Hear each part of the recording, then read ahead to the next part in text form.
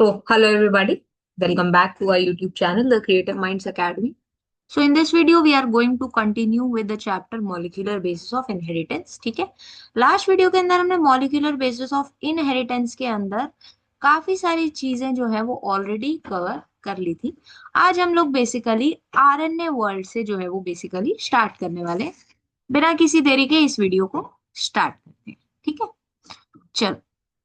From foregoing discussion, an immediate question become evident, which is the first genetic material. It shall be discussed in detail in the chapter on chemical evolution, but briefly we shall highlight some of the facts and points. अब देखो first genetic material जो था that was RNA. ठीक है, वो क्या था? That was RNA. There is now enough evidence to suggest that essential life processes such as metabolism, translation, splicing etcetera. देखो अब ट्रांसलेशन क्या होता है, स्प्लाइसिंग क्या होता है, मेटाबॉलिज्म के बारे में आप लोग को क्या है थोड़ा आइडिया है, बट ट्रांसलेशन क्या होता है, ट्रांसलेशन की भी ऊपर हमने एक बारी बात कर ली. ठीक है, ट्रांसलेशन क्या होता है मैंने बस आपको उसकी डेफिनेशन बताई थी. स्प्लाइसिंग क्या होता है वो सारी बातें अभी हम लोग चैप्टर में जैसे जैसे आगे बढ़ेंगे ना आपको पता चलेगा. The essential life processes these evolved around RNA. ठीक है, RNA used to act as a genetic material as well as a catalyst. ठीक है, there are some important biochemical reactions in living system that are catalyzed by RNA catalysts and not by protein enzyme. This is very very important. ठीक है, यानी कि RNA जो है genetic material की तरह भी एक्ट करता है कुछ ऑर्गेनिजम्स के अंदर.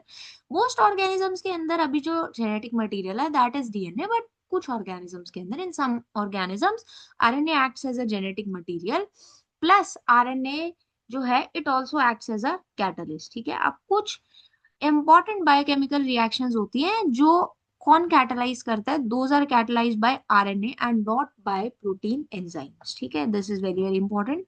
But RNA being a catalyst was reactive and hence unstable. अब ये बातें हम लोग ऊपर कर चुके हैं ऑलरेडी. ठीक है, आरएनए क्या है, क्योंकि it also acts as a catalyst तो ये क्या है बेसिकली रिएक्टिव होगा. अगर रिएक्टिव होगा दैट मींस ये उतना ही ज्यादा अनस्टेबल होगा. Therefore DNA has evolved from RNA with chemical modifications that makes it more stable. Okay, DNA being double stranded and having complementary strand further resist changes by evolving a process of repair. This is important. ठीक है, क्या होता है अब DNA क्या है basically, DNA is, ये क्या हुआ, यस, डीएनए क्या है, it is double stranded and इसके पास में कॉम्प्लीमेंट्री स्टैंड भी होता है. तो उसकी वजह से क्या होता है, it resist further changes by evolving a process of repair. ठीक है, चलो अब हम लोग आगे चलते हैं. Now we are going to talk about the process of replication. ठीक है, while proposing the double helical structure for DNA, Watson and Crick had immediately proposed a scheme for replication of DNA. यानी कि Watson और क्रिक जो थे इतने smart थे, जब उन्होंने ये double helical structure of DNA propose किया तो उन्होंने इमीडिएटली डीएनए रेप्लिकेशन के लिए भी एक स्कीम प्रपोज की थी. ठीक है, अब देखते हैं क्या बोला था उन्होंने, या उन्होंने क्या प्रपोज किया था. It has not escaped our notice that the specific pairing we have postulated immediately suggests a possible coping mechanism for the genetic material. यानी कि उन्होंने क्या बोला, उन्होंने बोला it has not escaped our notice. ठीक है, that specific pairing we have postulated immediately suggested a possible coping mechanism for the genetic material. यानी कि उन्होंने बोला है कि वो जो स्पेसिफिक पेयरिंग हमने बताई है ना वो बेसिकली सजेस्ट कर रही है कॉपिंग मैकेनिज्म भी फॉर दैट जेनेटिक मटेरियल. ठीक है, ये उनका क्या था बेसिकली, ओरिजिनल स्टेटमेंट था, ये उनका ओरिजिनल स्टेटमेंट था. ठीक है, अब इसने क्या बेसिकली सजेस्ट किया, it suggested that the two strands would separate and act as a template for the synthesis of new complementary strands. यही समझ में आ रहा है, it immediately suggests a possible coping mechanism for the genetic material. अब वो जो double stranded molecule जो है डीएनए जो है, ठीक है, डीएनए जो है बेसिकली डबल हेलिकल स्ट्रक्चर है. तो क्या होता है बेसिकली, जो डीएनए के दो स्ट्रैंड्स हैं वो सेपरेट करेंगे. ठीक है, और वो सेपरेट करके न्यू कॉम्प्लीमेंट्री स्ट्रैंड्स के लिए एज अ टेम्पलेट एक्ट कर सकते हैं. ठीक है, वो क्या कर सकते हैं, न्यू कॉम्प्लीमेंट्री स्ट्रैंड्स के लिए, ठीक है, उनके सिंथेसिस के लिए वो एज अ टेम्पलेट क्या कर सकते हैं, एक्ट कर सकते हैं. ठीक है, After the completion of replication, each DNA molecule would have one parental and one newly synthesized strand. Very very important point, ठीक है। यानी कि जब रेप्लिकेशन कंप्लीट हो चुकी होती है तो जो डीएनए मॉलिक्यूल होता है, ठीक है, जो डीएनए मॉलिक्यूल होता है वहां पर एक स्ट्रैंड जो होता है that is original parental strand, एक स्ट्रैंड जो होता है that is newly synthesised strand, जो कि वो ओरिजिनल का कॉम्प्लीमेंट्री होता है, ठीक है। वो क्या होता है बेसिकली, ओरिजिनल का कॉम्प्लीमेंट्री होता है, ठीक है। अब इसी स्कीम को क्या बोला गया, this was known as semi conservative DNA replication, ठीक है। इसी को क्या बोला गया, सेमी कंजर्वेटिव डीएनए रेप्लिकेशन। इसलिए बोला भी जाता है कि जो डीएनए रेप्लिकेशन होता है ना that is semi conservative in nature, ठीक है। अब देखो यहाँ पर आपको ना एक डायग्राम में दिखाया भी हुआ है, ठीक है। यहाँ पर आपको क्या है बेसिकली, एक डायग्राम भी दिखाया हुआ है for this semi conservative DNA replication, ठीक है। चल, अब इसके एक्सपेरिमेंटल प्रूफ के ऊपर एक बार हम लोग चलते हैं। आई होप यहाँ तक आपको समझ में आया। अभी हमने कुछ बहुत ज्यादा लाइक हैवी बातें नहीं की है, बहुत ही सिंपल सिंपल स्टेटमेंट्स थी जिनके ऊपर हमने अभी बात की है, जिनको मैंने आपको समझाया, ठीक है। Now it is now proven that DNA replicates semi-conservatively. It was first shown in Escherichia coli. Very very important. यानी कि सबसे पहले जो semi conservative mode of DNA replication था कहाँ पर ऑब्जर्व किया गया था, it was observed in Escherichia coli and subsequently in higher organisms such as plants and human cells, ठीक है। अब आएगी बात दो और इंपॉर्टेंट साइंटिस्ट की, those are Meselson and Stahl, ठीक है। Matthew Meselson and Franklin Stahl, ठीक है, they performed a experiment in 1958। उन्होंने एक एक्सपेरिमेंट जो 1958 में परफॉर्म किया उसको अब एक बार देखते हैं। They grew E coli in a medium containing N15 वाला NH4Cl, ठीक है। एन देखो NH4Cl क्या होता है, इट इज अमोनियम फ्लोराइड। जैसे मेरी राइटिंग अच्छी आ रही होती है ना, मेरा पेन टैबलेट कोई ना कोई प्रॉब्लम करने लग जाता है, मेरी राइटिंग फिर बेकार हो जाती है ना। अब देखो यहाँ पर जो NH4Cl है, यहाँ पर आपको दिख रहा है ऊपर N15 लिखा हुआ है, ठीक है। नाइट्रोजन के आइसोटोप्स होते हैं, ठीक है, N14 N15। तो उन्होंने क्या किया बेसिकली ना, बहुत इंपॉर्टेंट है। अभी रिसेंटली हमने 2023 का जो पेपर डिस्कस किया था ना उसमें इससे रिलेटेड क्वेश्चन भी पूछा हुआ था, ठीक है। तो इसलिए ना वो वीडियोस आपके लिए बहुत इंपॉर्टेंट है, जितनी आपके लिए ये वाली वीडियोस इंपॉर्टेंट है उससे ज्यादा शायद वो वाली वीडियो आपके लिए इंपॉर्टेंट है, ठीक है। अब देखो N15 क्या होता है, it is the heavy isotope of nitrogen. N14 क्या होता है, it is the lighter isotope. अब उन्होंने क्या किया, एक ऐसे मीडियम के अंदर जिसमें NH4Cl था बट कौन से वाला, N15 वाला NH नाइट्रोजन जो है वो बेसिकली प्रेजेंट था वो NH4Cl मॉलिक्यूल के अंदर। उस मीडियम में उन्होंने ई कोलाई को ग्रो करवाया, ठीक है, as the only nitrogen source for many generation, ठीक है। अब बहुत सारी जनरेशन के लिए this was the only nitrogen source. And E coli का ना देखो, जो ई कोलाई का जनरेशन टाइम होता है, हाँ अभी देखो मेरी राइटिंग अच्छी आ रही है, दैट इज 20 मिनट्स, ठीक है। ई कोलाई का जो जनरेशन टाइम होता है दैट इज 20 मिनट्स, ठीक है। तो अब क्या हुआ, the result was that N15 was incorporated into newly synthesized DNA as well as other nitrogen containing compounds. देखो अब क्या हुआ, अगर only source of nitrogen is this N15 यानी कि वो heavy नाइट्रोजन जो है वो only source of नाइट्रोजन है, तो obviously जो generations होंगी, ठीक है, यानी कि उनके अंदर जो DNA synthesize होगा वहां पर obviously N15 ही देखने को मिलेगा ना, जब N14 है ही नहीं तो वो कैसे देखने को मिलेगा, ठीक है। This heavy DNA molecule could be distinguished from the normal DNA by centrifugation in a cesium chloride density gradient. Very very important. अभी जो heavy DNA molecule था इसको normal DNA जो था, ठीक है, अब normal DNA से उसको किस तरीके से डिफरेंशिएट किया गया, बाय सेंट्रीफ्यूगेशन इन CSCl डेंसिटी ग्रेडियंट, ठीक है। ओके, अब नोट लिखा हुआ है N15 is not a radioactive isotope and it can be separated from N14 only based on density, ठीक है। अब ये रेडियो एक्टिव आइसोटोप नहीं होता, सो सिंपली हम लोग डेंसिटी के बेसिस पे उसको क्या कर सकते हैं, डिफरेंशिएट कर सकते हैं, ठीक है। अच्छा, जब उन्होंने इतना कर दिया, ठीक है, उन्होंने जो नॉर्मल डीएनए था उससे उन्होंने हैवी डीएनए मॉलिक्यूल्स को डिस्टिंग्विश कर दिया, डिफरेंशिएट कर दिया। अब उन्होंने क्या किया, they transfer the cell into a medium with normal NH4Cl and took samples at various time intervals as cell multiplied and extracted the DNA that remained as double-stranded helices। ठीक है, उन्होंने क्या किया, यानी कि अब उन्होंने जो सेल्स थे उनको एक ऐसे मीडियम पे ट्रांसफर किया जहां पर नॉर्मल अमोनियम क्लोराइड प्रेजेंट है। नॉर्मल का मतलब क्या होगा, वहां पर N14 वाला नाइट्रोजन प्रेजेंट होगा। ठीक है, एंड उन्होंने क्या किया, वेरियस टाइम इंटरवल्स के, एक डेफिनेट टाइम इंटरवल्स के ऊपर उन्होंने क्या किया, उन्होंने सैंपल्स लिए। ठीक है, अब डेफिनेट टाइम इंटरवल्स में क्यों किया जा रहा है वो आपको अब समझ में आएगा। मैंने लिखा था इकोलाई का जो जनरेशन टाइम होता है दैट इज 20 मिनट्स। अभी इकोलाई का जनरेशन टाइम जो 20 मिनट्स है, दैट मीन्स वहां पर वो प्रॉपरली ग्रो कर सके। ठीक है, हार्ट ऑब्जर्वेशन ढंग से ली जा सके, इसलिए डेफिनेट टाइम इंटरवल्स के बाद में उन्होंने सैंपल्स दिए एंड उसके बाद में उन्होंने डीएनए को एक्सट्रैक्ट किया that remained as double stranded helices. ठीक है, अब जो सैंपल्स थे they were separated independently on CH-Cl gradients to measure the density of DNA. DNA की डेंसिटी मेजर करने के लिए उनको CH-Cl ग्रेडियंट के ऊपर सेपरेट किया। ठीक है, अब जो रिजल्ट्स है they are shown in figure 5.7। ठीक है, ओके, चलो अब एक बार हम लोग इसको देख लेते हैं, मिचेल्सन एंड स्टाल एक्सपेरिमेंट के इस डायग्राम को देख लेते हैं। ठीक है, अच्छा चलो एक काम करते हैं, पहले हम लोग ये वाला पॉइंट भी स्टडी कर लेते हैं, then we'll see this. Thus, the DNA that was extracted from the culture, one generation of the transfer from N15 to N14 medium, that is after 20 minutes।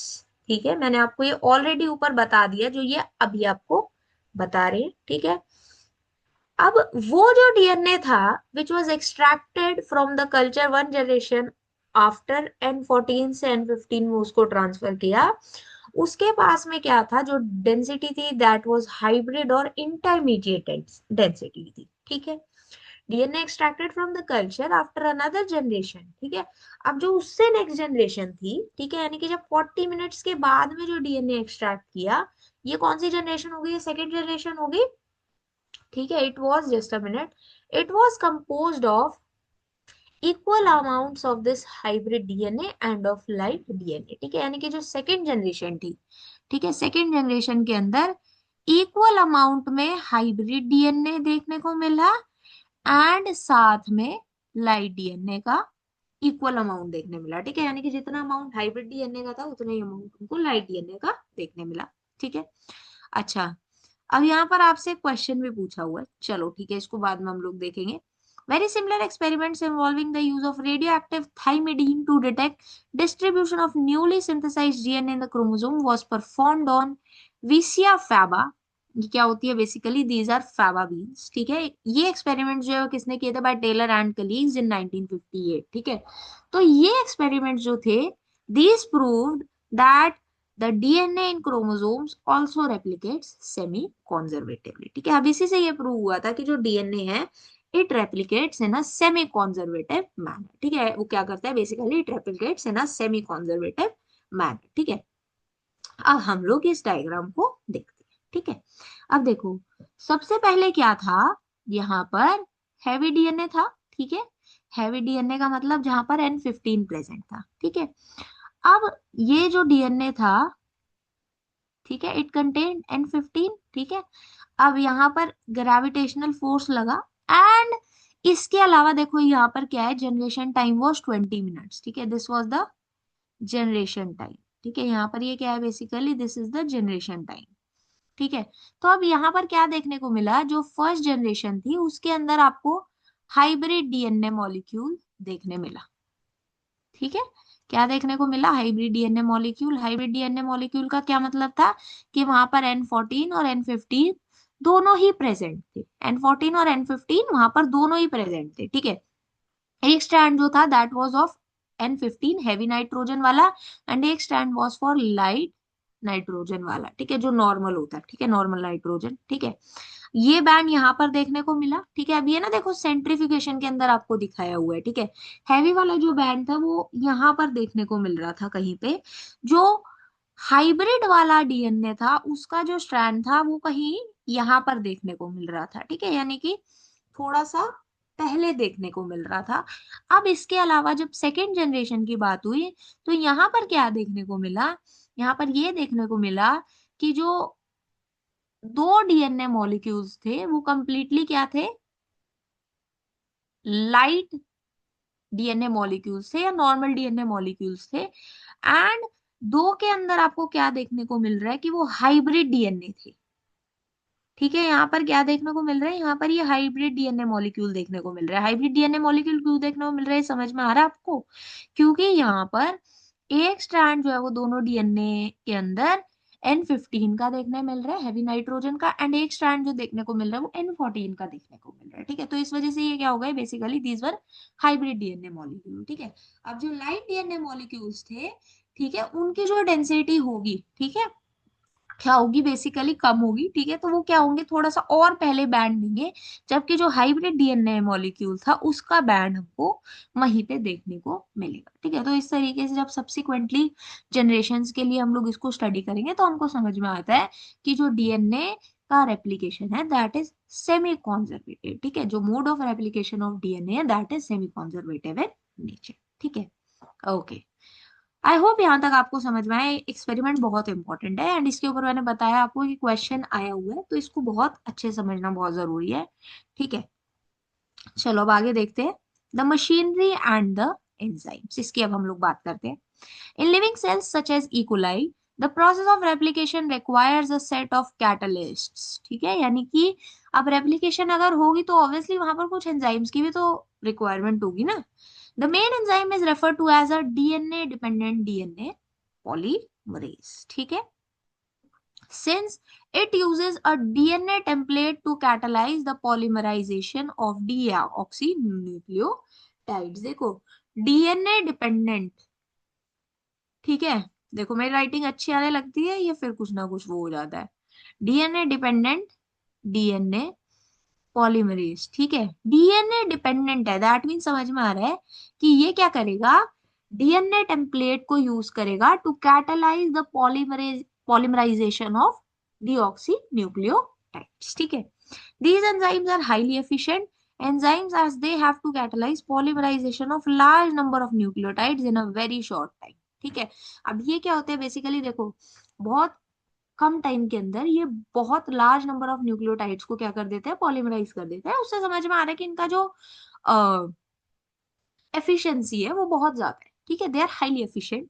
E coli that has only 4.6 into 10 raise to the power 6 base pairs. अच्छा, अब देखो ये ना information आपके लिए important है, तो इसको आपने हाईलाइट कर ले देना है यहाँ पे, इसको आपने याद रखना है। ठीक है, compare it with human whose diploid content is, अब ह्यूमंस के अंदर जो डिप्लॉयड कंटेंट है that is 6.6 into 10 raise to power 9 base pairs. ठीक है, completes the process of replication with 18 minutes. आप समझ पा रहे हो, 4.6 into 10 raise to the power 6 base pairs.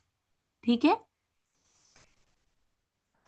इतने न्यूक्लियोटाइड्स को, ठीक है, इतने बेस पेयर्स वाले जो न्यूक्लियोटाइड्स हैं इकोलाई के अंदर, उनको वो सिर्फ और सिर्फ, ठीक है, उनका जो रेप्लिकेशन है वो सिर्फ 18 मिनट में करवाते रहे। ठीक है, that means average rate of polymerization has to be approximately 2000 base per second। आप समझ पा रहे हो कि जो रेट ऑफ पॉलीमराइजेशन है दैट इज सो लार्ज। ठीक है, तो इससे हमें समझ में आ रहा है कि क्यों कितना एफिशिएंटली काम कर रहा है। ठीक है, जो डीएनए डिपेंडेंट डीएनए पॉलीमरेज है, this much efficient it is in nature। okay, not only do these polymerases have to be fast, but they also have to catalyze the reaction with high degree of accuracy। that means वहां पर speed भी important है but accuracy भी important है। ठीक है, जैसे अगर आप लोग अपना नीट का एग्जाम देने जाएंगे या भी आप लोग अपने सीबीएसई बोर्ड एग्जाम्स देंगे, तो वहां पर जैसे आपको 3 घंटे का पेपर जो है वो अगर आप लोग कोशिश करें 2.5 घंटे में करने की, ताकि आप लोग बचे हुए टाइम में रिवीजन कर सके एंड जो आपने नहीं किया उसको अटेम्प्ट करने का ट्राई करें, जितना जरूरी वो है उतना ही जरूरी ये भी है कि 2.5 घंटे के अंदर आपने जितना पेपर अटेम्प्ट किए या पूरे 3 घंटे में आप जितना अटेम्प्ट करेंगे वो आपका सही भी हो। ठीक है, उसमें से काफी आपका सही हो। ठीक है, तो वो आपका होगा तभी आपको मार्क्स मिलेंगे। ठीक है, अदरवाइज आपको मार्क्स नहीं मिलेंगे। ठीक है, any mistake during replication would result into mutation. अब आप लोग मिस्टेक्स अफोर्ड कर सकते हो, but this can not afford to do mistakes. Why? Because यहां पर अगर मिस्टेक हुई रेप्लिकेशन के दौरान, तो वहां पर क्या हो जाएगा, it will lead to mutation. ठीक है, it will lead to mutation. Furthermore energetically replication is a very expensive process. ठीक है, यानी कि वहां पर काफी एनर्जी की रिक्वायरमेंट होती है। Deoxy ribo nucleoside triphosphates have dual purposes. ठीक है, अब जो डीऑक्सी राइबो न्यूक्लियोसाइड ट्राइफॉस्फेट होते हैं, दे सर्व डुअल पर्पसेस। ठीक है, in addition to acting as substrate, they also provide energy for polymerization reaction। ठीक है, यानी कि वो क्या करते हैं, एज अ सबस्ट्रेट तो एक्ट करेंगे ही, ठीक है, बट इसके अलावा वो पॉलीमराइजेशन के लिए वहां पर एनर्जी प्रोवाइड करने का काम भी करते हैं। ठीक है, the two terminal phosphates in a deoxy nucleoside triphosphate are high energy phosphate, same as in case of ATP. ठीक है, तो बेसिकली क्या होता है, जो दो टर्मिनल फॉस्फेट होते हैं ना डीऑक्सी न्यूक्लियोसाइड ट्राइफॉस्फेट पे, वो क्या होते हैं, they are high energy phosphate. वो क्या होते हैं, basically they are high energy phosphates. ठीक है, चलो अब in addition to DNA dependent DNA polymerase, many additional enzymes are required to complete the process of replication with high degree of accuracy. For long DNA molecules, since the two strands of DNA cannot be separated in its entire length, the replication occur within the small opening of the DNA helix, referred to as a replication fork. This is very very important. इसको blue से करते हैं, चलो हम लोग highlight. ठीक है, अब देखो जो लॉन्ग डीएनए मॉलिक्यूल्स होते हैं, ठीक है, वहां पर एंटायर लेंथ एकदम से सेपरेट नहीं की जा सकती। ठीक है, तो क्या होता है बेसिकली, अब क्यों नहीं की जा सकती, बिकॉज वहां पर बहुत हाई एनर्जी का रिक्वायरमेंट होगा। ठीक है, वहां पर क्या होगा, बहुत हाई एनर्जी का रिक्वायरमेंट होगा। तो क्या होता है, जो रेप्लिकेशन होती है ना, it occurs with in the small opening of a DNA helix, जिसको रेप्लिकेशन फॉर्क बोला जाता है। ठीक है, जिसको क्या बोला जाता है, जिसको रेप्लिकेशन फॉर्क भी बोला जाता है। The DNA-dependent DNA polymerase catalyze polymerization only in one direction. This is very very important. ठीक है, यानी कि जो डीएनए डिपेंडेंट डीएनए पॉलीमरेज है, सिर्फ एक ही डायरेक्शन के अंदर पॉलीमराइजेशन करवाता है। The direction is from 5 prime to 3 prime. ठीक है, जो डायरेक्शन है that is from 5 prime to, अरे यार कोई और कलर ले लेते हैं। Okay, I guess this is ठीक। ठीक है, तो क्या होता है basically, 5 prime to 3 prime direction के अंदर ही जो डीएनए डिपेंडेंट डीएनए पॉलीमरेज है, पॉलीमराइजेशन रिएक्शन को कैरी फॉरवर्ड करता है। ठीक है, this create some additional complications at the replication fork. ठीक है, consequently on one strand the template with polarity 3 prime is to 5 prime. अब देखो डीएनए के अंदर दो स्ट्रैंड्स होंगे ना, एक की जो पोलैरिटी होगी that will be 5 prime to 3 prime, एक की जो पोलैरिटी होगी that will be 3 prime to 5 prime. ठीक है, अब क्या होता है बेसिकली, वो जो स्ट्रैंड, ठीक है, on one strand the template with polarity 3 prime to 5 prime the replication is continuous. ठीक है, while on the other strand that means the template with polarity 5 prime to 3 prime, वहां पर क्या होगा, डिसकॉन्टिन्यूअस। ठीक है, यानी कि जो 5 प्राइम टू 3 प्राइम वाला होगा स्ट्रैंड, वहां पर क्या होगा, जो रेप्लिकेशन होगी दैट विल बी डिसकॉन्टिन्यूअस। जो 3 प्राइम टू 5 प्राइम पोलैरिटी वाला होगा, वहां पर जो रेप्लिकेशन होगी that will B continuous in nature. ठीक है, the discontinuously synthesized fragments are later joined by the enzyme DNA ligase। ठीक है, अब इसके ऊपर भी क्वेश्चन जो है वो पूछा हुआ है। ठीक है, so this is also very very important. ठीक है, ये चैप्टर बहुत इंपॉर्टेंट है आपके लिए। ठीक है, ठीक है, अब जो स्ट्रैंड या जो फ्रैगमेंट्स जो है वो डिसकंटिन्यूअस वे में सिंथेसाइज हुए हैं, उनको जोड़ना भी तो पड़ेगा, उनको ज्वाइन भी तो करना पड़ेगा। So that joining happens with the help of enzyme DNA ligase. ठीक है, चल, the DNA polymerases on their own cannot initiate the process of replication। अब जो polymerases है वो क्या खुद से replication का process initiate कर सकते हैं? No. Also the replication does not initiate randomly at any place in DNA। and जो replication होगी भी initiate होगी, ऐसा नहीं है कि किसी भी प्लेस पे वो क्या हो जाएगी, बेसिकली स्टार्ट हो जाएगी। ठीक है, वो जो रीजन होता है, ठीक है, दैट इज ओरी। ठीक है, जिसको ओरिजिन ऑफ रेप्लिकेशन भी बोला जाता है, ठीक है। There is a definite region in E coli DNA where the replication originate, ठीक है। क्या होता है the region where the replication of DNA originate, उसको क्या बोला जाता है, उसको बोला जाता है ओरिजिन ऑफ रेप्लिकेशन। वो रीजन को क्या बोला जाता है, that region is known as origin of replication, ठीक है। Now it is because of the requirement of the origin of replication that a piece of DNA, if needed to be propagated during recombinant DNA procedures, require a vector. The vectors provide the origin of replication. ठीक है, अब क्या होता है basically, origin of replication जो है वो required होता है, तो इसी के लिए क्या होता है, एक जो piece of DNA होता है ना, that is needed to be propagated during recombinant DNA procedures, ठीक है। जब हम लोग रिकॉम्बिनेंट डीएनए टेक्नोलॉजी, ठीक है, जब आरटीटी कैरी फॉरवर्ड होता है, ठीक है, रिकॉम्बिनेंट डीएनए फॉर्म होते हैं, तो वहां पर एक जो पीस ऑफ डीएनए है वो क्या होता है बेसिकली, क्या होता है बेसिकली, रिक्वायर होता है, वहां पर एक वेक्टर का रिक्वायरमेंट होता है, ठीक है। तो जो वेक्टर्स होते हैं they provide the origin of replication, ठीक है, वो क्या करते हैं, they provide the origin of replication, ठीक है। Further, not every detail of replication is understood well in eukaryotes. The replication of DNA takes place at the S phase of the cell cycle. ठीक है, the replication of DNA and cell cycle should be highly coordinated. A failure in cell division after DNA replication results into polyploidy, very very important, ठीक है। यानी कि अगर cell division जो है, ठीक है, failure in cell division occurs after DNA replication, तो वहां पर क्या हो जाता है बेसिकली, पॉलीप्लॉइडी हो जाती है, ठीक है। It leads to polyploidy. Polyploidy क्या होती है, it is a chromosomal anomaly, ठीक है। So this is very very important. अब ये रेप्लिकेशन फॉर्क को भी हम लोग एक बार देख लेते हैं। आई होप यहाँ तक आपको समझ में आया। अब इसको एक बार देखते हैं। अब देखो यहाँ पर आपको दो स्ट्रैंड्स ऑफ डीएनए देखने मिल रहे हैं, one is 5 prime to 3 prime and another is 3 prime to 5 prime, ठीक है, ये आपको देखने मिल रहा है। अब ये जो 5 प्राइम टू 3 प्राइम है, यहाँ पर क्या होगा, कंटिन्यूअस सिंथेसिस होगा, ठीक है। एंड जो 3 प्राइम टू 5 प्राइम है, वहां पर क्या होगा, डिसकंटिन्यूअस सिंथेसिस देखने को आपको मिलेगा, ठीक है।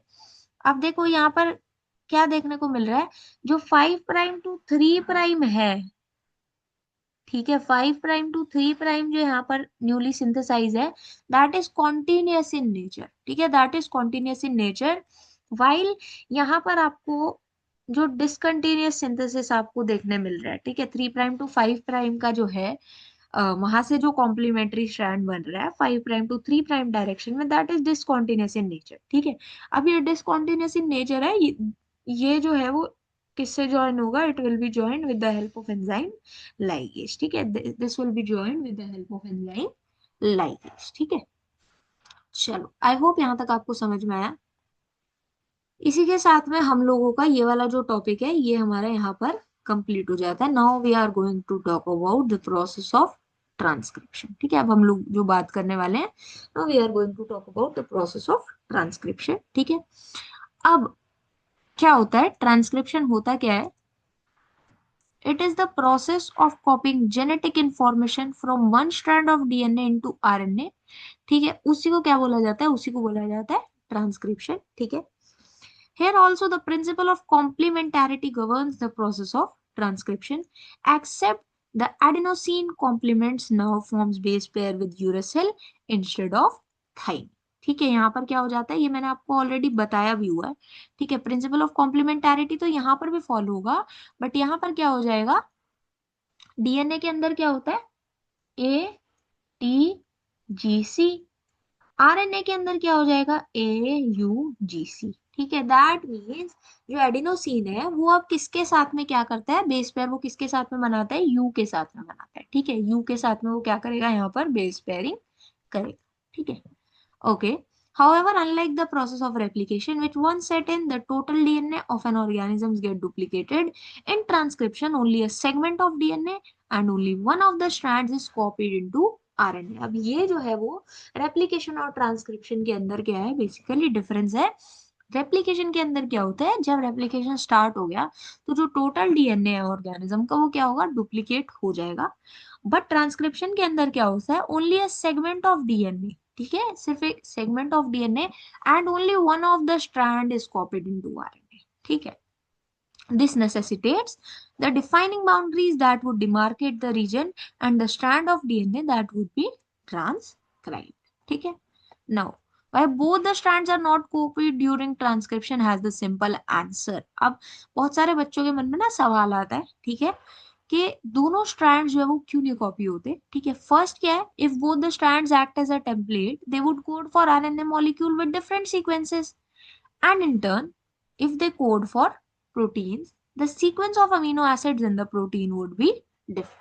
ठीक है, यानी कि क्या होगा, अगर देखो दोनों ही strands as a template act करेंगे, ठीक है, मान लो अगर दोनों ही स्ट्रैंड जो है वो एज अ टेम्पलेट एक्ट करते हैं, तो वहां पर क्या होगा, वो आरएनए मॉलिक्यूल के लिए ऐसे कोड करेंगे, ठीक है, वो एक ऐसे आरएनए मॉलिक्यूल के लिए कोड करेंगे जिसकी सीक्वेंसेस क्या होंगे, वो डिफरेंट होंगी, ठीक है। अब देखो कॉम्प्लीमेंटारिटी का मतलब ये थोड़ी होता है कि वो आइडेंटिकल होंगे, वो नहीं होता, वो हम लोग ऑलरेडी पढ़ चुके हैं, ठीक है। तो अब क्या होगा, अगर वो एक ऐसे आरएनए मॉलिक्यूल के लिए कोड करेंगे जिसकी डिफरेंट सीक्वेंसेस होंगी, दैट मीन्स वहां पर अगर वो प्रोटीन्स के लिए कोड करेंगे तो जो सीक्वेंस होगी अमीनो एसिड्स की प्रोटीन्स के अंदर वो क्या हो जाएगी, डिफरेंट होगी, ठीक है। यानी कि only one segment of DNA that would be coding for two different proteins, ठीक है। यानी कि एक डीएनए सेगमेंट ही क्या करेगा, फिर दो डिफरेंट प्रोटीन्स के लिए कोड करेगा, और उसकी वजह से क्या हो जाएगा, जो जेनेटिक इंफॉर्मेशन ट्रांसफर मशीनरी है वो क्या हो जाएगी, कॉम्प्लिकेट हो जाएगी, ठीक है, वो क्या हो जाएगी, कॉम्प्लिकेट हो जाएगी। सेकेंड रीजन क्या होता है, the two RNA molecules if produce simultaneously would be complementary to each other. अब जो दो आरएनए मॉलिक्यूल्स हैं, ठीक है, if they are produce simultaneously, अगर वो साथ में प्रोड्यूस हो रहे हैं तो वो क्या हो जाएंगे, they will be complementary to each other, ठीक है। अगर वो कॉम्प्लीमेंट्री हो जाएंगे दैट मीन्स वो क्या करेंगे, वहां पर एक डबल स्ट्रैंडेड आरएनए फॉर्म करेंगे, डबल स्ट्रैंडेड आरएनए मॉलिक्यूल वो फॉर्म करेंगे, ठीक है। अगर double stranded RNA molecule form हो जाएगा तो जो आरएनए है it will not be translated into protein, ठीक है, यानी कि जो आरएनए है वो प्रोटीन के अंदर ट्रांसलेट ही नहीं होगा, ठीक है। तो ये जो ट्रांसक्रिप्शन का प्रोसेस है वो क्या हो जाएगा वहां पर बेसिकली, ओके,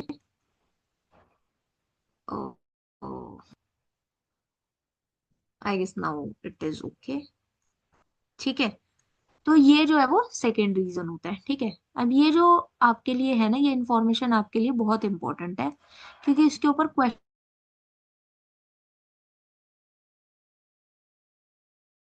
क्वेश्चन, आई होप यहाँ तक आपको समझ में आया। अब हम लोग जो है वो बेसिकली ट्रांसक्रिप्शन यूनिट की बात करेंगे, ठीक है, एंड आई गेस वो हमको नेक्स्ट वीडियो के अंदर कंटिन्यू करना चाहिए बिकॉज ये जो है वो थोड़ा सा अभी मेरा सिस्टम लैग कर रहा है। So we'll continue with the transcription unit in the next part. I hope यहाँ तक आपको अच्छा, आपको समझ में आया, आपको ये वीडियोस अच्छी लग रही हो then please like the video, do share it with your friends, and अगर आपने अभी तक हमारे यूट्यूब चैनल को नहीं सब्सक्राइब किया है then please do support us by subscribing to our YouTube channel. We will meet you with the next part of this video. Till then, keep learning.